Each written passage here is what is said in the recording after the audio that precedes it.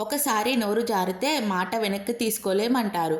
అలాంటి దిగ్గజ నటుడు రాజేంద్ర ప్రసాద్ వరుసగా నోరు జారుతూనే ఉన్నాడు. ఆ మధ్య క్రికెటర్ డేవిడ్ వార్నర్ని, ఇటీవల కమెడియన్ ఆలీని కూడా తిట్టాడు. సీనియర్ నటుడు మురళీమోహన్ పైన నోరు పారేసుకున్నాడు. పదే పదే మాట తూలుతూ రాజేంద్ర ప్రసాద్ తన పరువు తానే గంగలో కలిపేసుకుంటున్నాడని అతనిపై తీవ్ర విమర్శలు వచ్చాయి. ఈ క్రమంలో తనపై జరుగుతున్న ట్రోలింగ్పై రాజేంద్ర ప్రసాద్ స్పందించాడు. అతను మాట్లాడుతూ, ఏదో చనువుతో సరదాగా అన్నాను. నేను ఎవరినైతే అన్నానో వారికి ఎలాంటి ఇబ్బంది లేదు. నేను ప్రేమతో అన్నానని కూడా ఆలి వివరణ కూడా ఇచ్చాడు కదా. నాకు ప్రేమలు పంచుకోవడం మాత్రమే తెలుసు. ఆ మాత్రం సెంటిమెంట్లు లేకపోతే ఇన్నాళ్ళు యాక్టర్గా ఎలా ఉంటానని క్వశ్చన్ చేశారు. కానీ నాపై వచ్చిన విమర్శలు చూసి ఈసారి చాలా హర్ట్ అయ్యాను. జీవితంలో ఇంకెప్పుడు ఎవరిని ఏకవచనంతో పిలవకూడదని నిర్ణయించుకున్నాను. నందమూరి తారక రామారావు పిల్లల నుండి పెద్దల వరకు అందరినీ మీరు అని సంబోధించేవారు.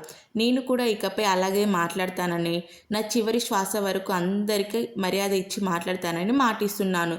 జీవితంలో ఇంకెప్పుడు ఏకవచనంతో మాట్లాడను. ఎస్వి కృష్ణారెడ్డి బర్త్డే అంటే పర్సనల్ ఫంక్షన్ అనుకున్నాను. కెమెరాలు ఉన్నాయని పట్టించుకోలేదు. అక్కడున్న అందరూ నాతో పనిచేసే బిడ్డలే. వాళ్ళందరినీ ఎంతో బాగా పొగిడాను. ఫుల్ వీడియో చూస్తే అర్థమవుతుంది. చిన్న చిన్న క్లిప్పింగ్స్ చూస్తే మీకు అర్థం కాదు. అయినా నేటి సోషల్ మీడియా యుగంలో పాత రోజుల్లో లాగా ఆత్మీయత చూపించుకునే అవకాశాలు అయితే లేదు.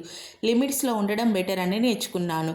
ఏదేమైనా ఇకపై ఎవరిని నువ్వు అనను, మీరు అనే అంటాను అని రాజేంద్ర ప్రసాద్ చెప్పుకొచ్చాడు.